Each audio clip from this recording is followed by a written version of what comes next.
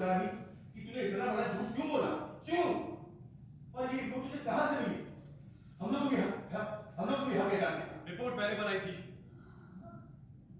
मेरे कलीग के पापा बीमार थे, मैं उन्हें देखने गया था। उन्हें कैंसर है। जब मैं उन्हें देखने गया, उनके रिपोर्ट की वो फोटो खींची।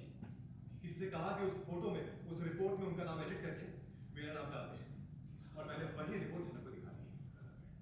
लेकिन कोई बात नहीं, मुझे बददुआएं देना, बहुत सारी बददुआएं देना, और अगर सजा देना चाहती हो तो वो भी देना। बात खत्म। सजा मैं नहीं, सजा ऊपर वाला देगा आपको, और ये बात आप याद रखिएगा।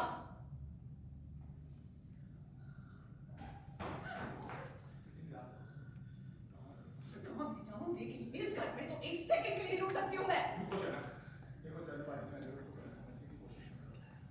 इसने मुझे कुछ भी बताने से मना किया, लेकिन मुझे इस बात की यकीन है कि एक दिन आएगा जब तुम्हें सब कुछ सच पता चल जाएगा। आदित्य प्लीज एक मिनट, अगर तुम्हें सब कुछ पता है तो बता दो ना, बेचारी को परेशान क्यों कर रहे हो तुम? चाह कर भी नहीं बता सकता हूँ, क्योंकि वादा किया है मैंने।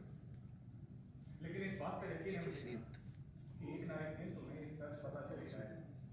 लेकिन आज मैं सिर्फ इतना बता सकता हूँ कि अनिरुद्ध ये सब कुछ अपनी मर्जी से नहीं करा। इसमें अनिरुद्ध की गलती नहीं है।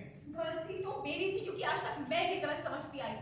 अब जाके सही समझा, और अब गलत करने की कोई गुंजाइश ही नहीं है मेरे अंदर। अब मैं समझ गई हूँ कि ये आदमी किस टाइप का है, और मेरे पापा मेरे साथ है, इसलिए मुझे बचा लिया। उन्होंने बचा लिया ना? लो बचा लिया ना, तो पूरी तरह बच जाओ, निकल जाओ। सृष्टि, रात को अकेले कहाँ जाएगी? हमें क्या करना है विनायक? वैसे भी जो लड़की इस घर में बार बार बखेड़ा खड़ा करती है, यहाँ रहने की उसे कोई जरूरत नहीं है। यहाँ रहने का शौक भी नहीं है मुझे सृष्टि मुखर्जी। भगवान ने मुझे मौका दिया है कि इस सब झमेले से बाहर निकलूं। मैं बहुत खुश हूँ।